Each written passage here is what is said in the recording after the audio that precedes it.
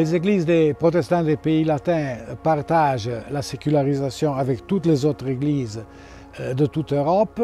On dit que même les églises majoritaires d'Europe sont en train de devenir diaspora, alors peut-être notre talent c'est d'avoir toujours été une minorité. Et donc on est depuis longtemps habitué à que personne présuppose ce qu'on est et ce qu'on a à dire.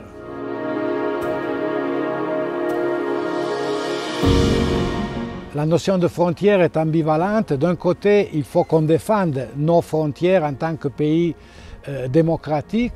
On a décidé un jour qu'à l'intérieur de ces frontières, tout le monde aurait dû avoir les mêmes droits, les mêmes chances. Mais il y a aussi un autre côté.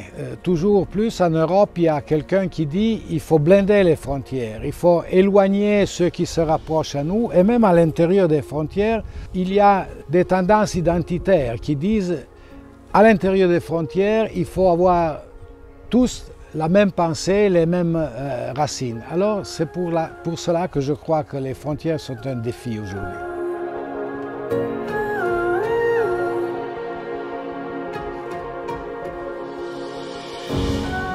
Il est toujours plus difficile de parler de Dieu. Et je crois qu'on a un peu la tentation à vouloir nous rendre concret, pratique le discours sur Dieu en insistant toujours sur les conséquences qui viennent de Dieu. Je crois que notre talent et le défi qu'il faut affronter, c'est de combattre avec les textes et ne pas penser tout de suite à ce que nous pouvons faire, à ce qui en dérive, mais faire attention à ce qu'ils nous disent sur Dieu. Au début, on aura l'impression que c'est quelque chose de pas tellement actuel, et la surprise sera que c'est vraiment la chose plus importante et plus concrète à dire.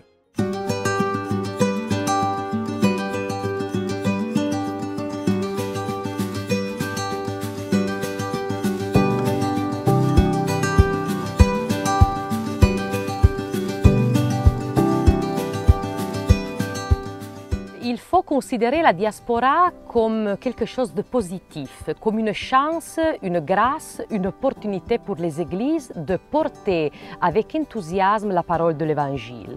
Je pense que les églises minoritaires, qui font partie de la CEPLE par exemple, ont su faire de leurs conditions de fragilité, de leurs conditions de minorité, une vocation. Et ça lui a permis d'être des églises sur le seuil, donc des églises pour ceux qui de l'Église font partie, mais aussi des églises pour ceux qui sont dehors de l'Église.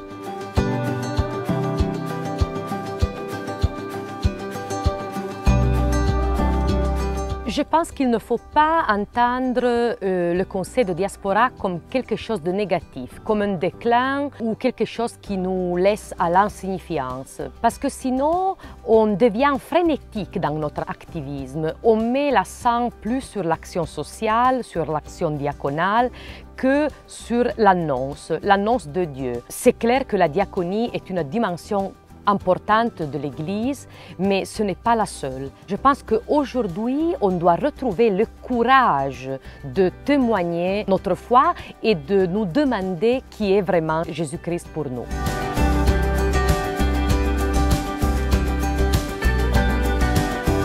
Je pense que les églises aujourd'hui ont le devoir d'aider leurs prochains, leurs contemporains à retrouver le sens d'une vocation, entendue comme l'appel de notre de nous qui nous appelle et qui peut orienter notre chemin et notre vie. À côté de ça, je pense qu'il faut aussi retrouver la dimension de la prière, ce tête-à-tête avec Dieu, où nous confrontons nos désillusions, nos attentes, nos espoirs avec l'Évangile.